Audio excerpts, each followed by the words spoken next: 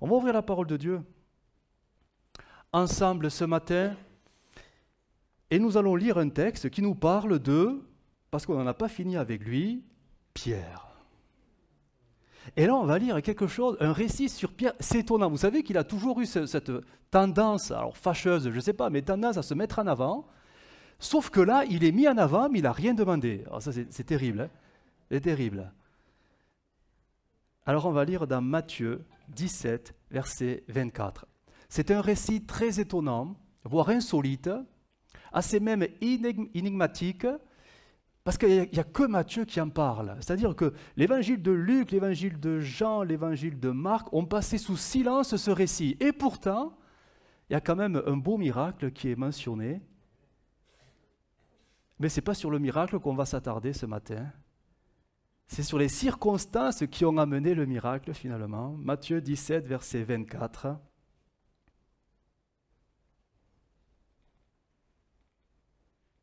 Si on devait donner un titre à ce message, il serait celui-ci. Ça va vous faire sourire, vous allez peut-être penser à quelqu'un, mais pensez à vous plutôt. Quand ma langue me joue des tours, des mauvais tours. Vous avez remarqué qu'on ne dit pas toujours de bonnes choses? Ah, vous avez bien fait de venir, hein?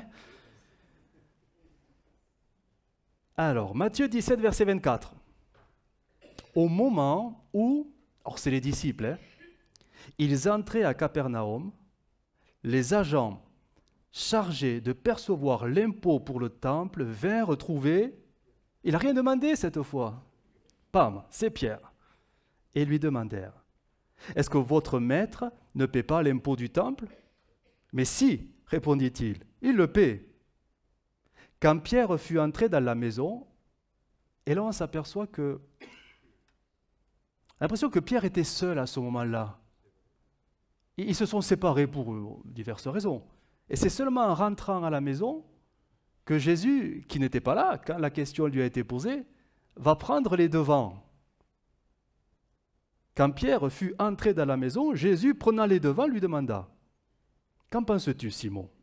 À qui les rois de la terre font-ils payer des taxes et des impôts? À leurs enfants ou aux étrangers? » « Aux étrangers, répondit Pierre. Donc, reprit Jésus, les enfants en sont dispensés. Toutefois, ne choquons pas ces gens-là, c'est-à-dire les précepteurs d'impôts, et ne leur causons pas de difficultés. C'est pourquoi tu vas descendre au lac et lancer ta ligne à l'eau.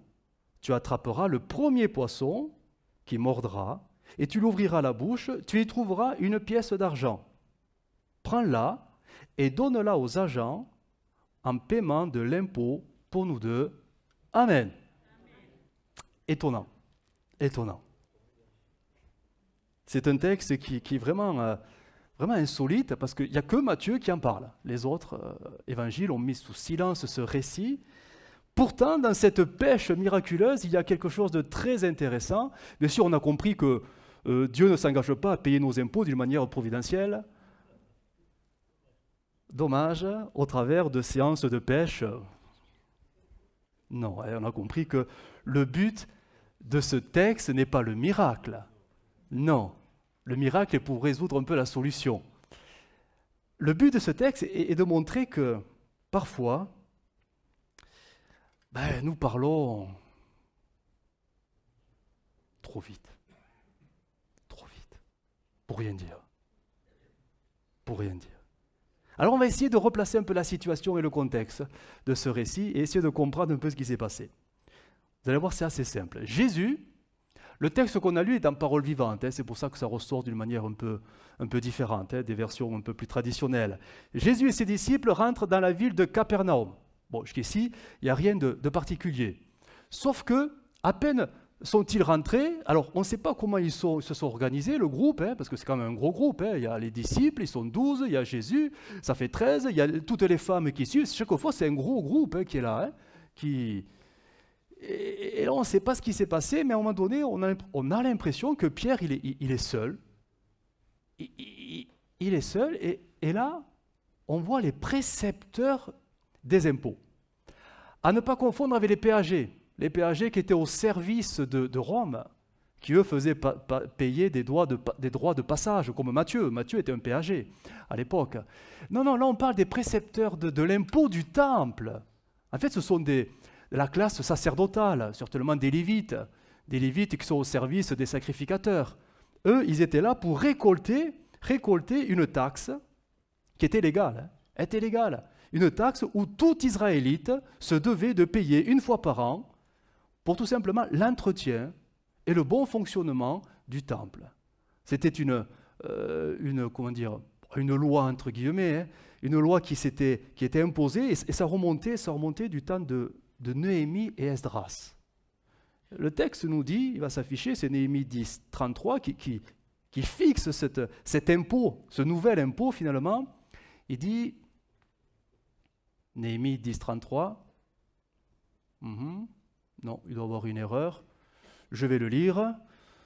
Nous nous imposons comme règle de donner obligatoirement chaque année une pièce d'argent de 4 grammes pour l'entretien et le culte du temple de notre Dieu.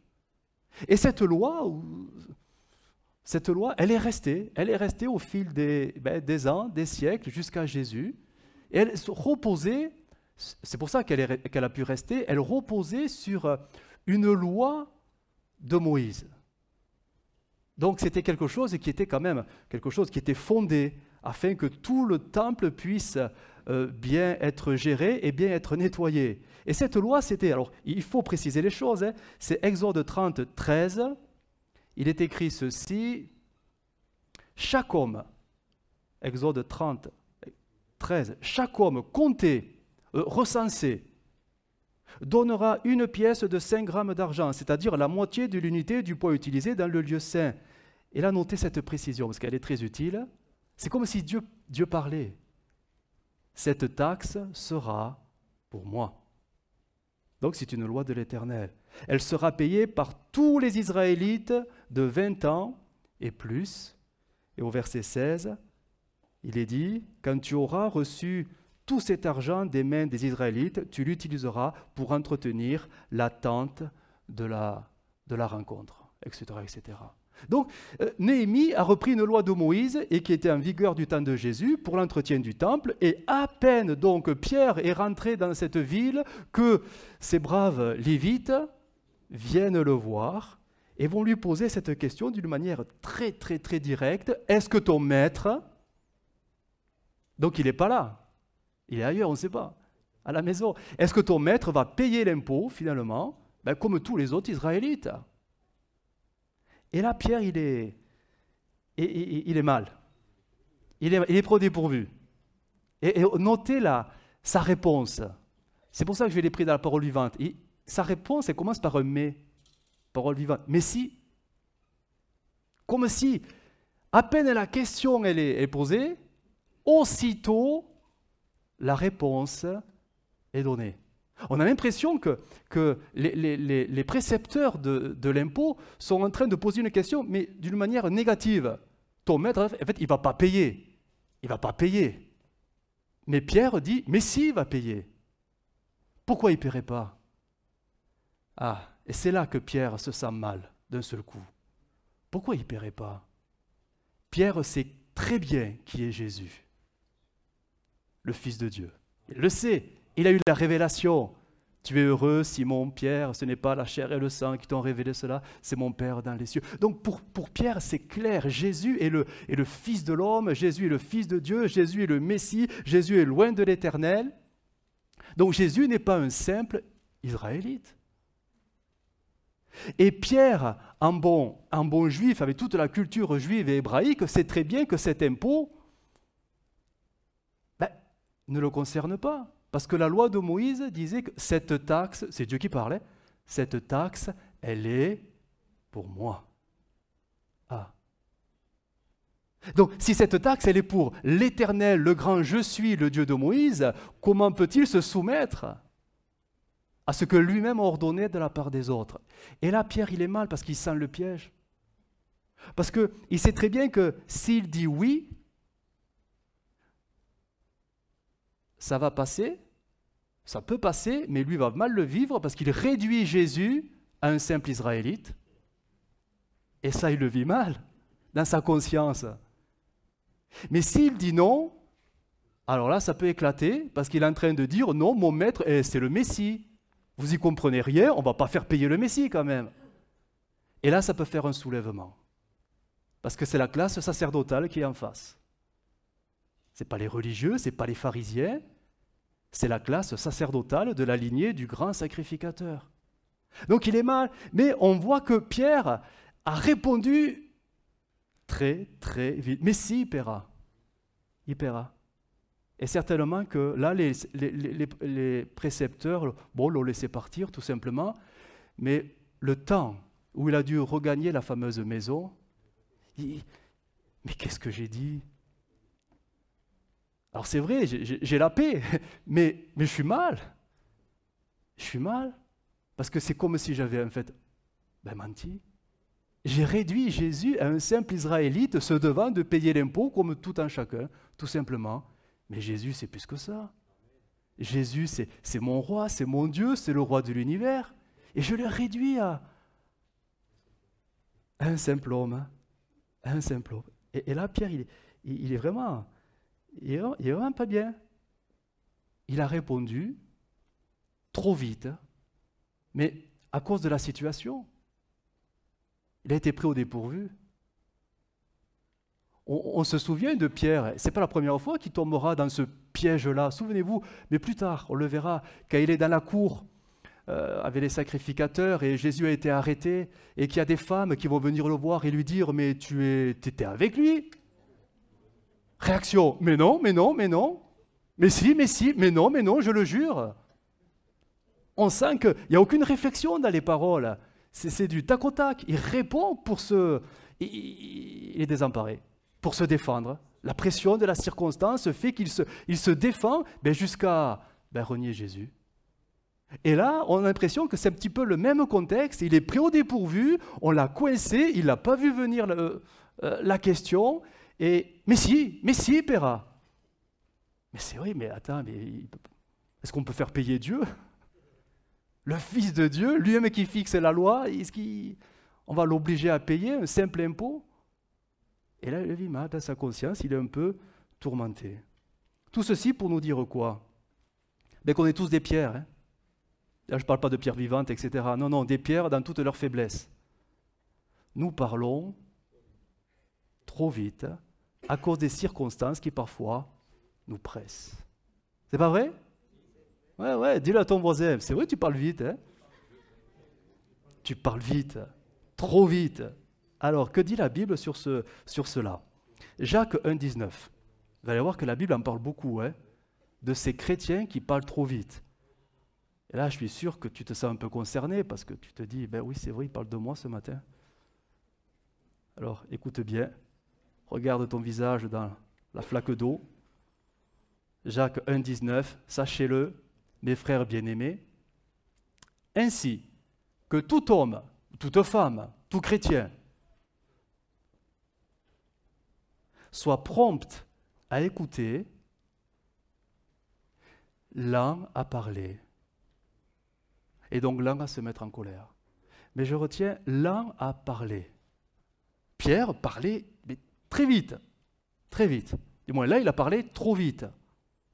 Notre problème, et je crois que, oui, peut-être il faut avoir de l'honnêteté pour le reconnaître, mais c'est que nous parlons également trop vite. On est tous pareils. Hein? Tous pareils, on parle trop vite. Notre problème, c'est la langue. Pourtant, Dieu nous a donné quand même une langue, et bon, certainement, elle devait être utile. Autrefois, à la création, tout était parfait, mais avec le péché, qui a déformé et dégradé toute chose jusqu'à notre nature humaine, finalement, notre langue est devenue quelque chose qui parfois nous joue des tours. Nous, peuple de Dieu, parfois on se surprend de parler encore comme ça, on se surprend dans les difficultés où on se met parce qu'on a trop parlé alors qu'on devait se taire. On est surpris parfois même qu'on peut se mettre dans le compromis alors qu'on veut absolument plaire à Jésus.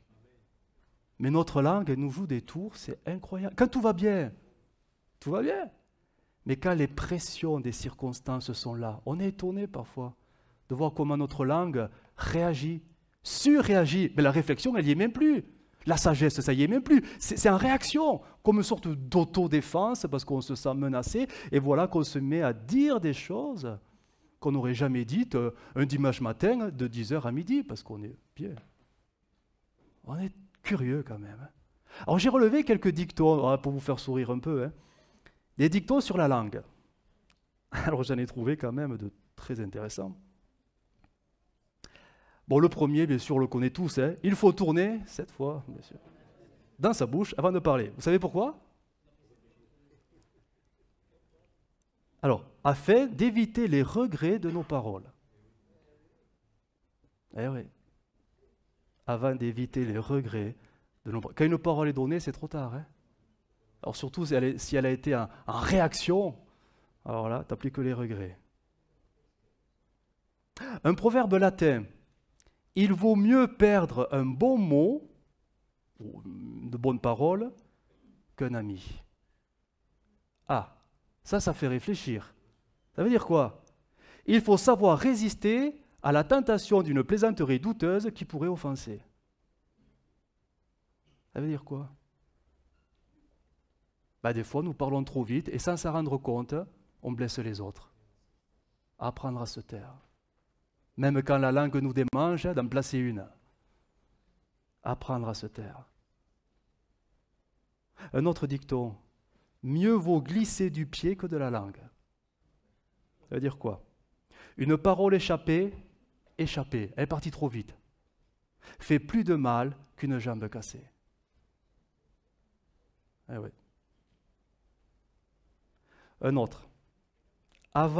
Écoute avant de parler, et peut-être verras-tu qu'il faut te taire.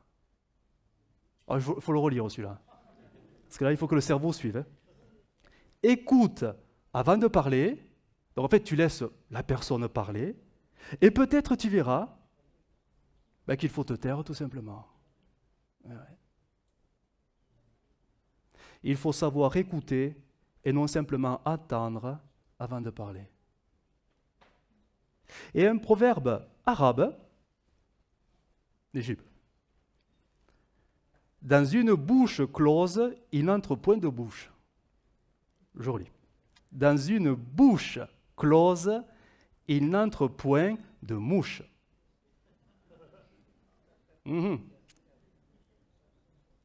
Qui sait se taire ne prend pas le risque de regretter ses paroles. Évident. Mais on est très peu à savoir se taire. On a toujours envie de dire quelque chose, toujours besoin de se justifier, toujours besoin d'avoir le dernier mot, on a toujours besoin. C'est nous, ce n'était pas que Pierre à l'époque, on est tous un peu pareils, à des degrés différents, mais on est tous un peu pareils. C'est pas vrai? Si? Alors maintenant, que dit la Bible? Que dit la Bible sur cette, pas dire capacité, mais cette tendance à trop parler, toujours sans cesse? Elle nous dit des choses quand même, surtout dans le livre des Proverbes. Je vais vous lire ces quelques versets. Proverbe 10, verset 19, va s'afficher en français courant. Qui parle trop cause forcément du tort. Il est plus prudent de savoir tenir sa langue. Vous êtes d'accord avec ça? Parce que vous n'êtes pas d'accord, vous le rayez. Vous enlevez, vous déchirez la page. Et si vous êtes d'accord, écoutez, faites des efforts. Oui. On veut vivre la parole de Dieu. D'accord? Alors faisons des efforts. Faisons des efforts. Proverbe 13, verset 3. Celui qui surveille ses paroles met sa vie à l'abri. Celui qui dit n'importe quoi s'expose à la ruine. Oui, quand tu parles trop vite, c'est souvent pour dire n'importe quoi. Pourquoi? Parce que tu n'as pas eu le temps de réfléchir en plus. Et tu dis n'importe quoi. On ne dit pas amen, mais quelque part c'est un peu vrai. Oui. Proverbe 17. Allez, on continue, parce qu'il y en a quand même quelques-uns. Verset 27. Quelqu'un d'expérimenté, c'est-à-dire maître de ses paroles, évite de trop parler, et quelqu'un de raisonnable prend le temps de réfléchir. Proverbe 18, verset 13. Qui répond avant d'avoir écouté, montre... Oh, c'est dans la Bible ce mot? Ah bah oui. Montre sa bêtise et se couvre de ridicule. Sa bêtise et se couvre de ridicule. Proverbe 18, verset 21. C'est dans français courant que je cite ces textes. Les paroles peuvent être source de vie ou de mort. Qui aime parler ou qui aime trop parler doit en accepter les conséquences. Parce qu'un jour, il y aura la parole de trop. Et Ecclésiaste, plus connu, chapitre 5, verset 1, nous dit ceci. Ne parle pas précipitamment et ne décide pas trop vite de faire des promesses à Dieu. Dieu est au ciel et toi tu es sur la terre. Par conséquent, mesure tes paroles. En effet, plus on parle, plus on risque de prononcer des propos irréfléchis, etc., etc., etc. C'est vrai, hein? Même dans nos prières, on dit des choses parfois, des prières en réaction aux situations. Ou dans nos propos, dans nos paroles les uns avec les autres. On dit trop de choses en réaction. Et finalement, on le regrette. Ou on fait du tort, on fait mal aux autres. Tout ça parce qu'on a, en fait, on a laissé notre langue s'exprimer, tout simplement. On a dans la Bible des situations bien concrètes où des hommes se sont mis en grande difficulté parce qu'ils ont trop parlé. Ils auraient dû se taire, et ils ont trop parlé. Un qui sort du lot, c'est Hérode, le jour de son anniversaire. Vous vous rappelez la scène? Terrible, hein? Mais il s'en est mordu les doigts, hein? Mais c'était trop tard, hein? Le jour de son anniversaire, voilà qu'il a fait une grande fête. Il y a tous les gens importants, tout le monde est là. Et il y a une jeune fille qui danse. Alors à l'époque, c'était la danse du ventre, hein, certainement. Hein. Et Hérode, il est séduit. Bon, il est séduit. Et il va dire à cette jeune fille, demande-moi ce que tu veux. Bon, à la rigueur, et s'il avait dit que ça, jusqu'à la moitié de mon royaume, je te le donnerai.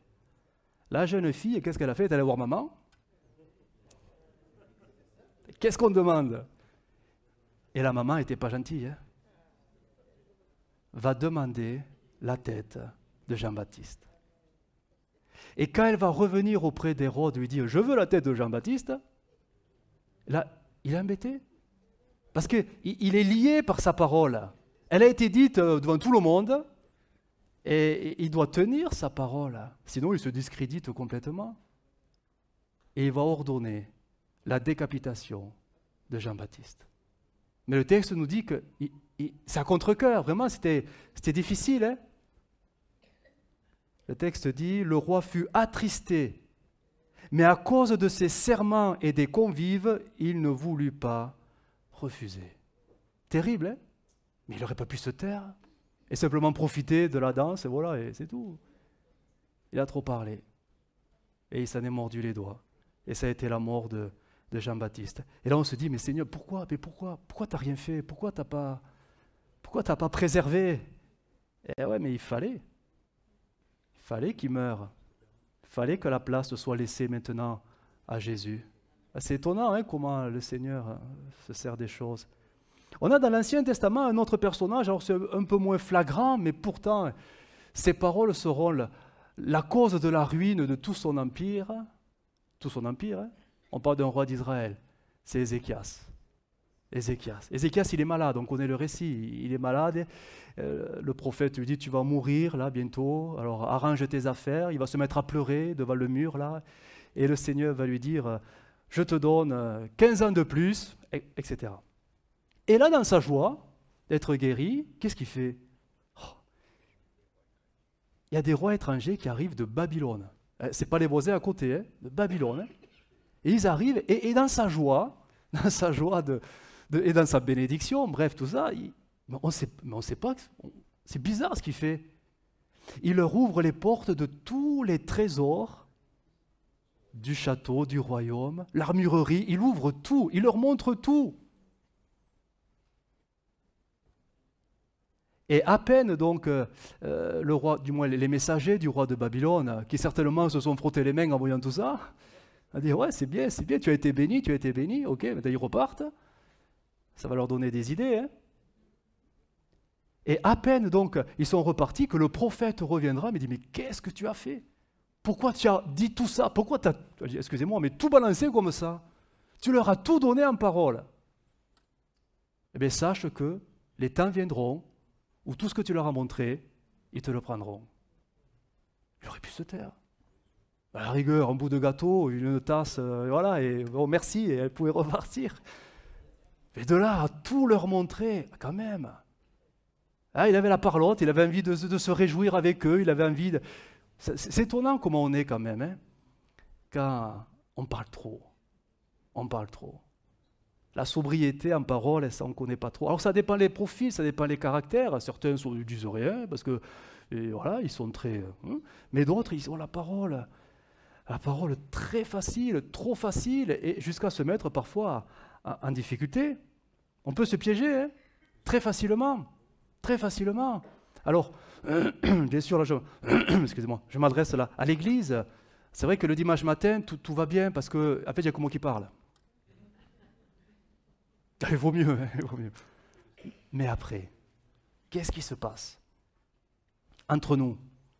Oh, quand tout va bien, mais quand les choses commencent un peu à se frictionner, quand les choses commencent et qu'il y a des malentendus, des quiproquos, c'est là que notre langue commence à nous jouer des tours. Nous qui nous croyons être de bons chrétiens, parce que c'est vrai, le dimanche matin, on est tranquille, on s'aime tous, hein.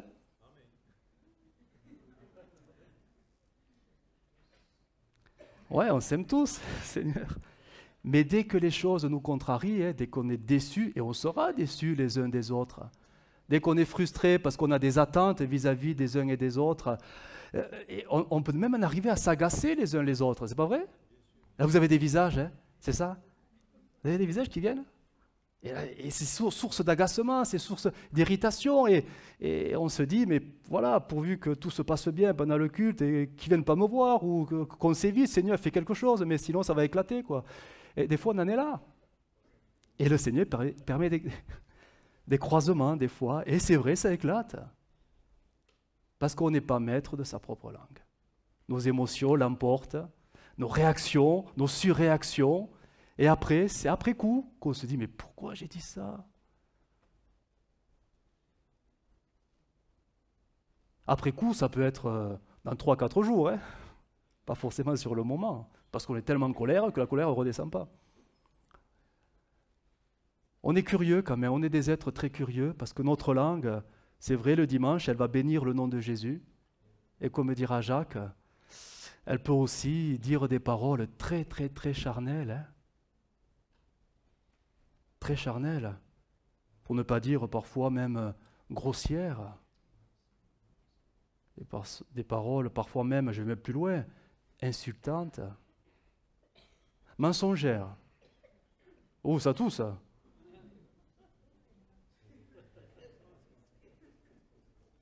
Est-ce que le chrétien peut mentir? Mais bien sûr. Est-ce qu'il doit mentir? Ben non. Est-ce qu'il mentira? Ben, tout dépend de sa maîtrise. On sait tous qu'il ne faut pas mentir, c'est pas vrai? Qui est pour le mensonge? Oui, mais qui a déjà menti alors qu'il savait très bien qu'il ne fallait pas? Mais la situation a fait que... Mais je ne voulais pas dire ça. Oui, mais tu l'as dit. Alors, ce n'est pas un mensonge à 100%, mais 50% de mes vérités. Et de suite après, oh, Seigneur, mais pardonne-moi, je ne voulais pas dire ça. Ouais, mais... La maîtrise de soi. La maîtrise de soi. Terrible, hein? On est tous un peu pareils. Bon, après, il y a des profils de caractère qui font que c'est amplifié chez certains, hein, mais on est tous un peu pareils. On n'a pas une totale maîtrise de notre langue quand les situations nous pressent, voire nous oppressent. Des fois, on est étonné de nos réactions. Jamais on n'aurait pensé qu'on aurait menti encore. Et pourtant, La parole qui est venue, c'est une parole qui n'était pas du tout réfléchie, presque comme pouf, un réflexe. Pour, je ne sais pas, pour X raison. Hein. Jacques le dira, hein, dans Parole de vie 1, 26. Si quelqu'un, la parole est dure, attention, elle est très dure. Hein. Si quelqu'un croit être un bon chrétien, mais n'est pas maître de sa langue, il se trompe lui-même. Et sa façon de pratiquer, alors, bon, la religion, on va dire, sa vie chrétienne, hein, sa vie spirituelle, en fait, ça vaut rien. C'est radical, hein?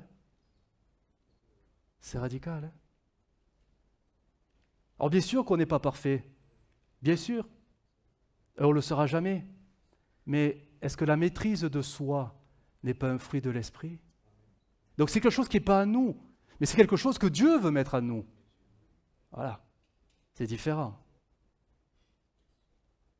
Et tout reposera sur notre capacité, notre aptitude finalement à se laisser façonner, transformer par le Seigneur, par le Saint-Esprit.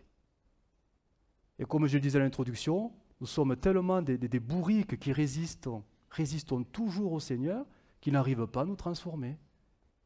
Et nous conservons une forme de langage un peu qui était presque équivalente avant que nous connaissions le Seigneur.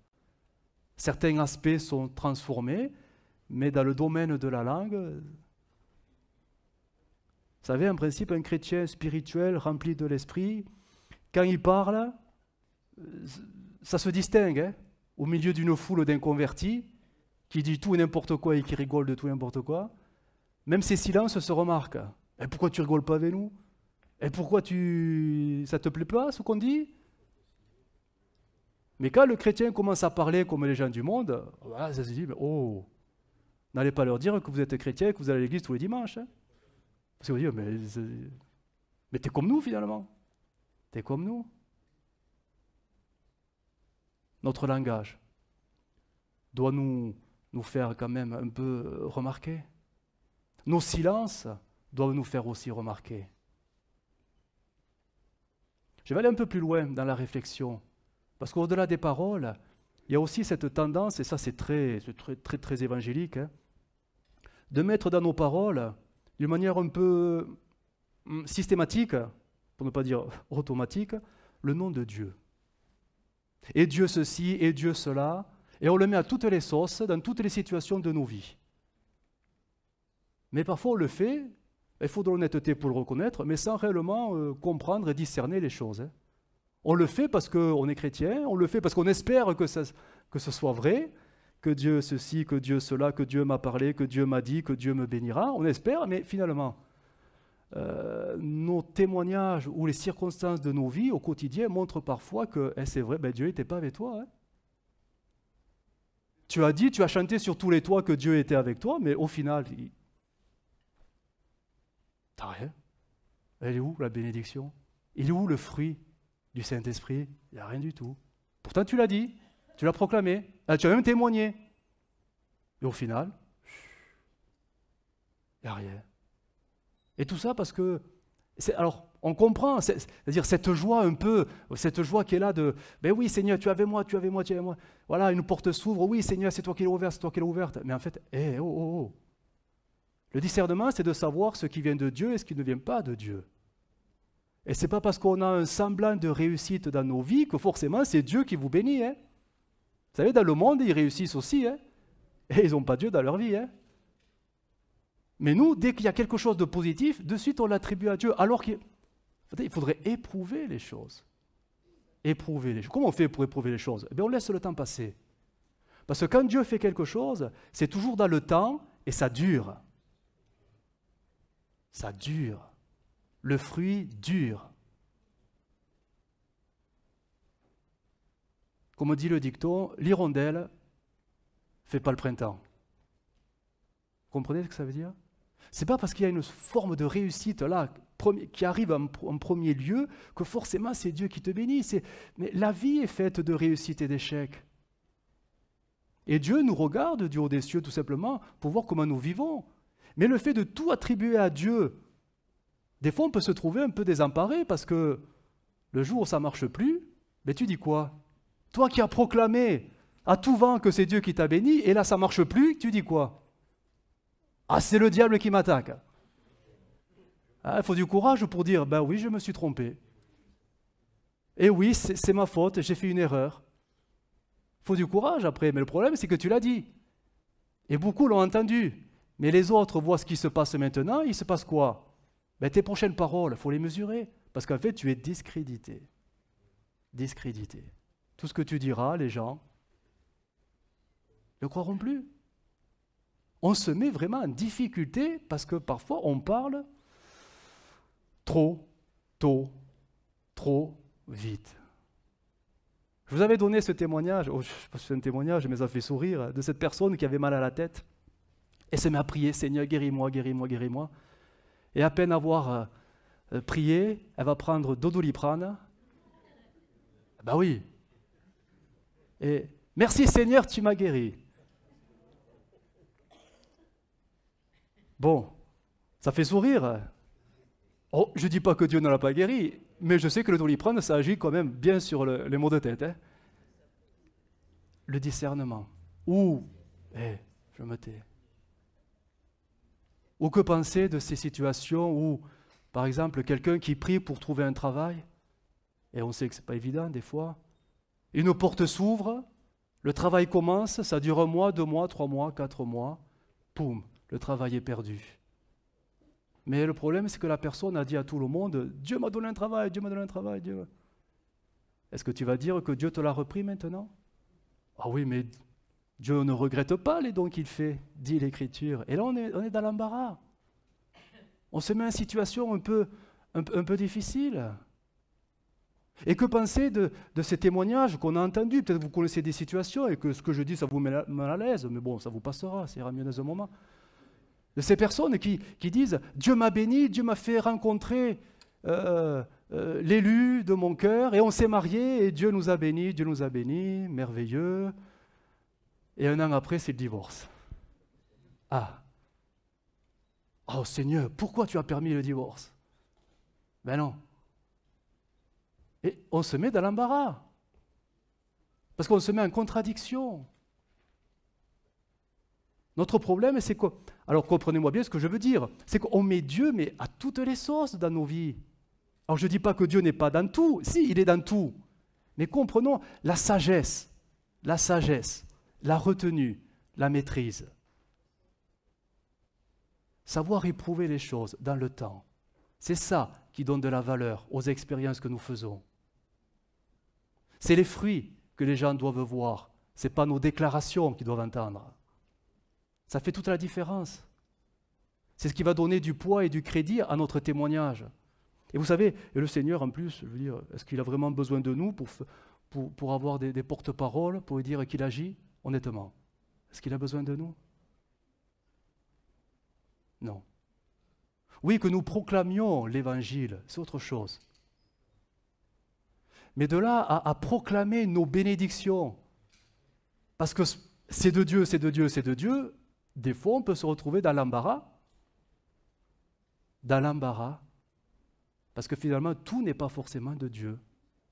Je me souviens de ce témoignage terrible, terrible, ça ne concerne pas une personne ici, mais cette chrétienne qui était atteinte d'un cancer et qui a voulu absolument témoigner parce que le cancer est parti. Elle a témoigné. Et de suite après, quelques semaines, quelques mois, récidive, paf. Et là, ça fait réfléchir. On s'est dit, mais Seigneur, il se passe quoi? Tu as repris ta bénédiction? Et là, il nous manque des réponses. On ne sait pas. Mais le fait d'avoir proclamé, d'avoir chanté sur les toits, d'avoir affirmé les choses, peut nous mettre dans l'embarras. Et ça peut être même une occasion de trouble pour ceux qui ont entendu cela, ceux qui ont une foi un peu plus fragile. Mais il fait quoi ton Dieu là? Il bénit pas, qu'est-ce qu'il fait? C'est pour ça que la Bible, et vous avez vu tous les textes que je vous ai lus, nous appellent vraiment à la modération. Oui, Dieu bénit, mais attention. Ce que nous devons proclamer, ça c'est sûr, c'est que Jésus sauve. Ça ne changera pas. Mais les bénédictions que nous vivons à titre personnel, il faut vraiment qu'elles soient éprouvées dans le temps. Dans le temps. Moi, j'ai eu parfois des personnes qui voulaient absolument témoigner. Je leur dis, on va attendre un peu. C'est trop tôt. Ok, t'es béni, c'est bien. Profite de ta bénédiction. Mais on laisse du temps. Les choses se poser, simplement. Et après, on voit. Sinon, on discrédite le nom de Dieu. Hein.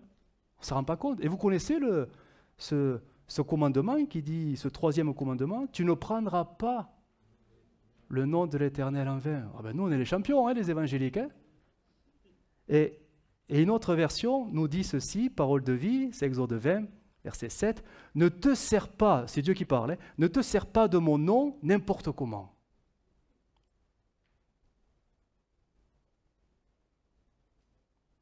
Attention, comment nous parlons de Dieu.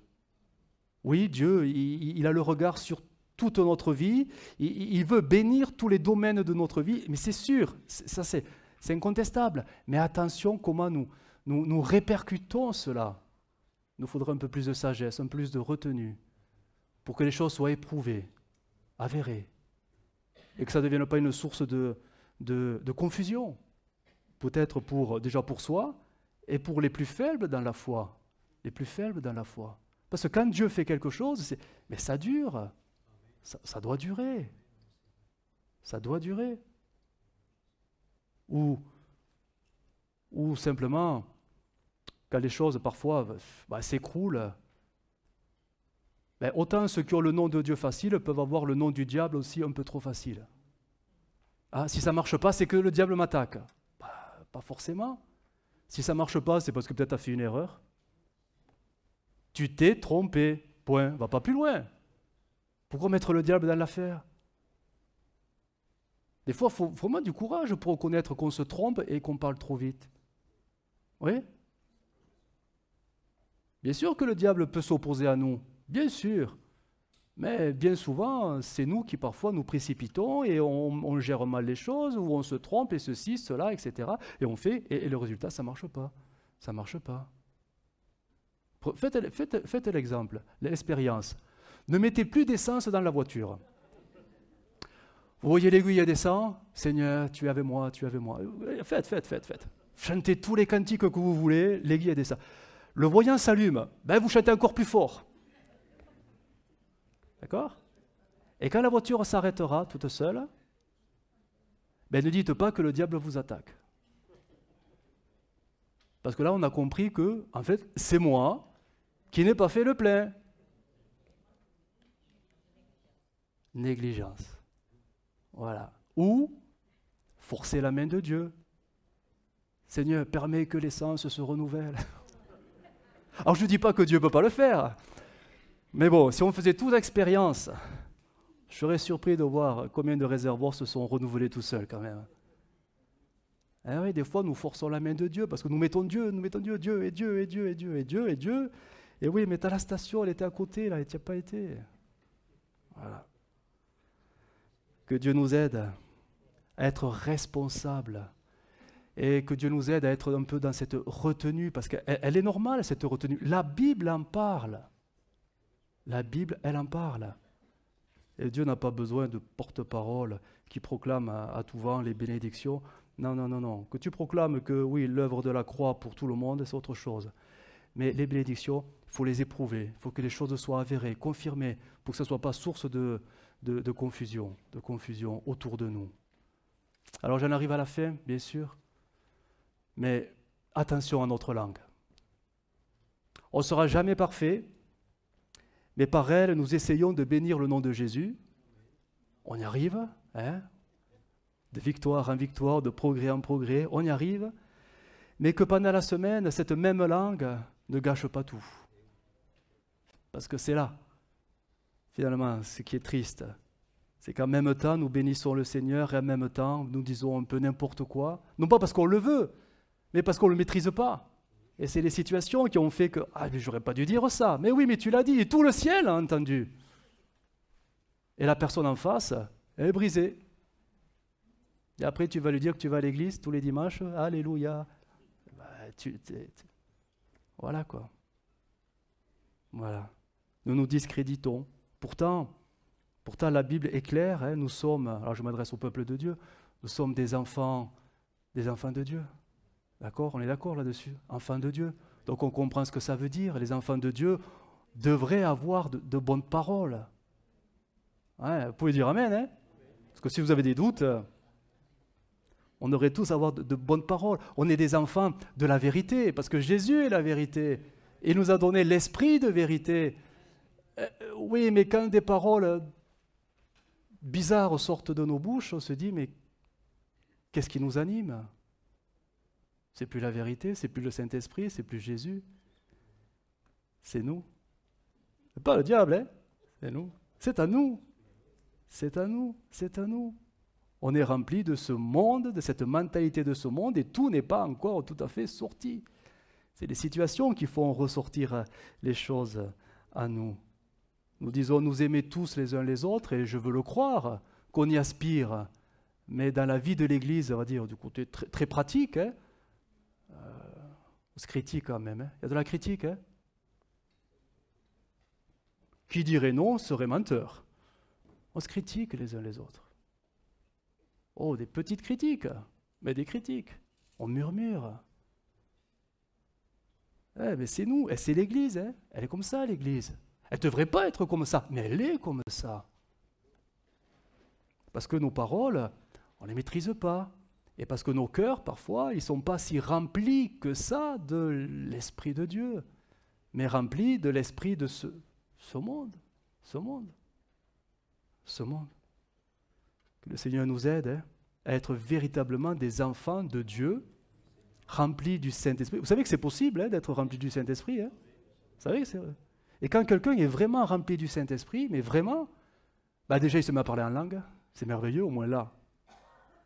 Il dit pas de bêtises, mais son langage change.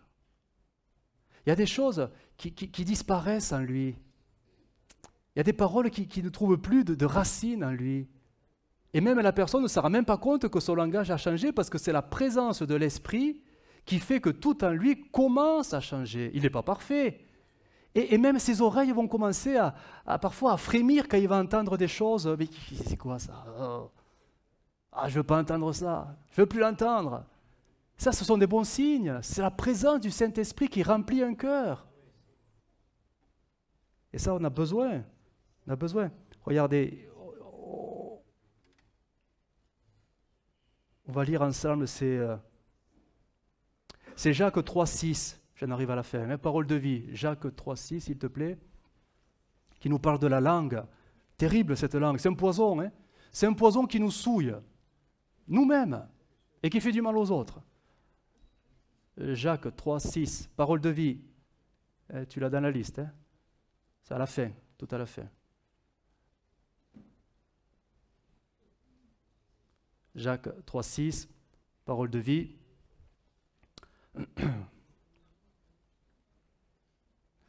La langue, écoutez, tout simplement, la langue aussi est comme une flamme, c'est là que le mal habite. Là, on parle des chrétiens, Jacques s'adresse à l'Église. Hein. Elle fait partie de notre corps et elle le salit tout entier. Notre langue met le feu à notre vie, et on ne parle pas du feu du Saint-Esprit là, hein. De la naissance jusqu'à la mort. C'est-à-dire le combat, il sera toujours... tu feras des progrès, mais il faudra toujours veiller. Ce feu vient du lieu de la souffrance lui-même, de la géhenne. Les êtres humains sont capables de faire obéir tous les animaux, bêtes sauvages et oiseaux, serpents et poissons, mais la langue, personne ne peut la faire obéir. C'est pour ça qu'il nous faut le Saint-Esprit. C'est une chose mauvaise qui ne reste jamais tranquille. Là, il faut le souligner. Ta langue ne reste jamais tranquille. Et c'est vrai. Mais oui, c'est vrai. Elle est pleine d'un poison qui donne la mort. Avec la langue, nous chantons la louange de notre Seigneur et Père, et avec elle aussi, nous jetons des malédictions aux êtres humains que Dieu a fait à son image. Bénédiction et malédiction sortent de la même bouche. Mes frères et mes sœurs, cela ne va pas. Est-ce que la même source fait couler de l'eau douce et de l'eau amère? Est-ce qu'un figuier peut donner des olives? Est-ce qu'une vigne peut donner des figues? De même, une source d'eau salée ne peut pas donner de l'eau douce. Et cette lecture, il faut la compléter avec Luc 6, 43, parole vivante. Ça reprend un peu l'image des figues, de la vigne.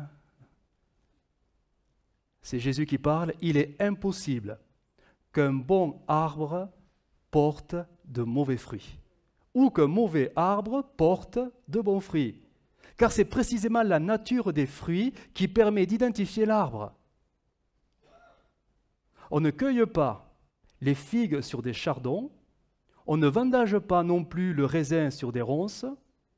L'homme qui est bon fait le bien, car il le puise dans le trésor des bonnes dispositions qui sont en réserve dans son cœur.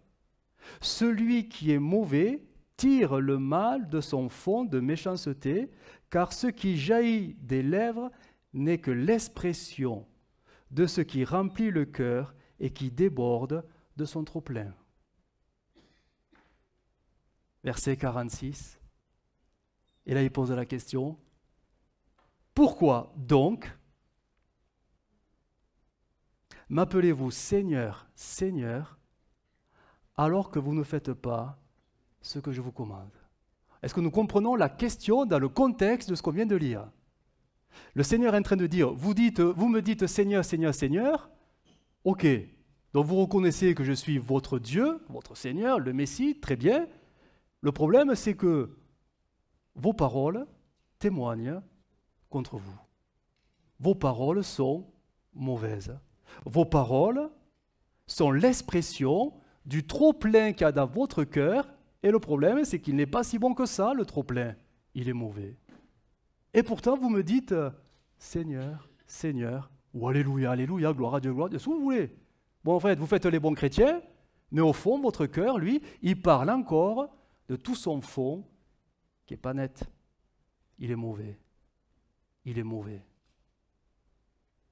Un cœur rempli du Saint-Esprit et qui va avoir un trop-plein de Saint-Esprit va se mettre à parler selon l'Esprit. Et ça, pour des chrétiens, mais c'est tout à fait normal. Hein. Il n'y a rien d'extraordinaire. Le fruit de l'Esprit, vous le connaissez, hein. L'amour. Oh Seigneur. Oh, yo, yo, yo, yo, yo, yo, yo. Ok. Voilà. Eh bien, Seigneur, je reviens au don spirituel que nous avons eu, que j'ai lu ce matin, qu'il y a eu vendredi. Il y a dans le cœur des chrétiens le monde. Ne soyons pas surpris que nous parlons comme le monde. Il y a même, l'Esprit l'a dit, tu as dans ton entourage des relations avec des chrétiens, entre guillemets, qui ont renié. Donc, tu entends quoi? Qu'est-ce qui rentre dans ton cœur? Qu'est-ce qui va sortir de ta bouche? Ben, tout ce poison qu'il y a autour, ça va être là, ça va venir en toi, tu ne t'en rendras même pas compte. Mais au final, ta façon de parler, ta façon de penser sera imprégnée de ces choses-là. Bref, le monde est en toi. Alors oui, tu aimes le Seigneur, oui, tu viens à l'église, oui, tu chantes les cantiques, mais le Seigneur dit et rappelle ton amour, et là c'est fort, hein, mais je recite ce don spirituel, ton amour ne vaut rien. Parce que l'amour du monde, c'est être ennemi de Dieu.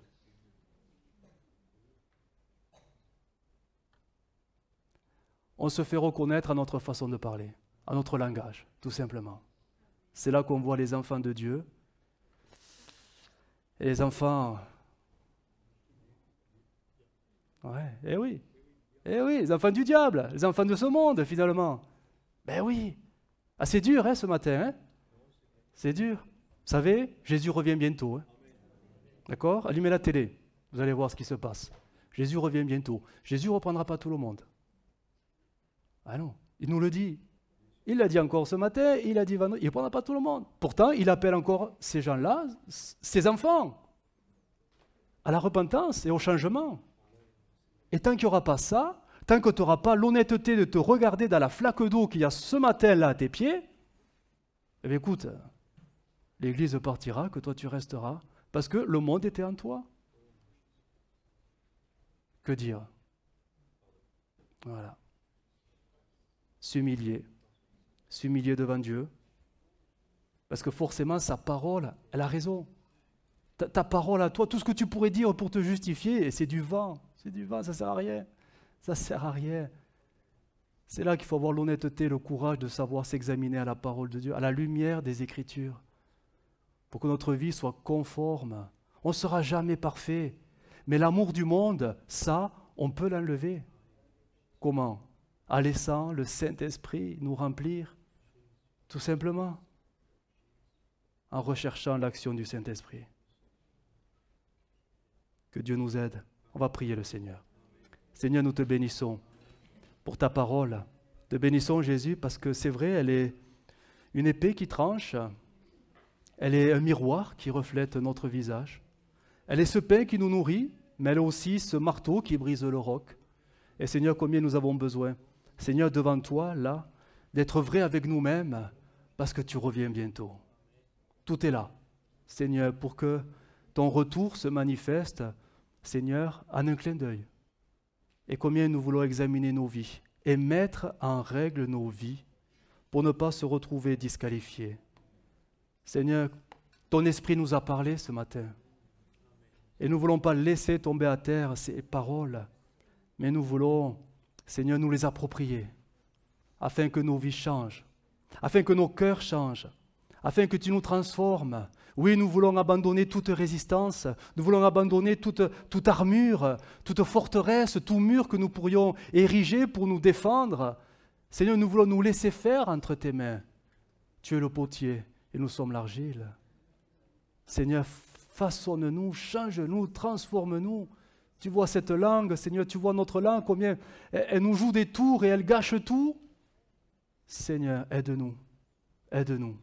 Que ton esprit nous remplisse tout à nouveau, afin que nous devenions semblables à toi, Seigneur, semblables à toi, avec des paroles qui reflèteront la vérité, la bénédiction, les choses qui viennent de l'esprit, les choses qui viennent de ton royaume, mais non plus les choses de ce monde. Aide-nous, Seigneur, aide-nous dans ta grâce. Jésus. Amen.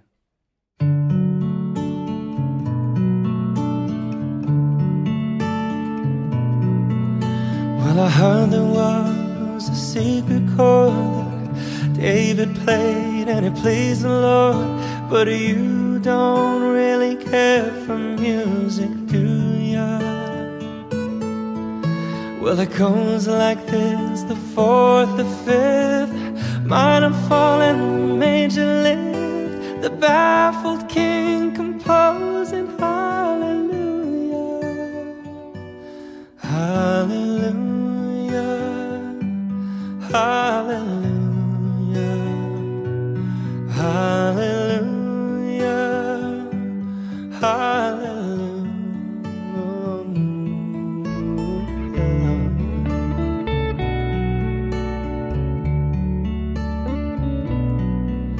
Well, your faith was strong, but you needed proof. You saw her bathing on the roof, her beauty in the moonlight overthrew you. She tied you to her kitchen chair, she broke your throat and she cut your hair, and from your lips she drew the hallelujah, hallelujah, hallelujah.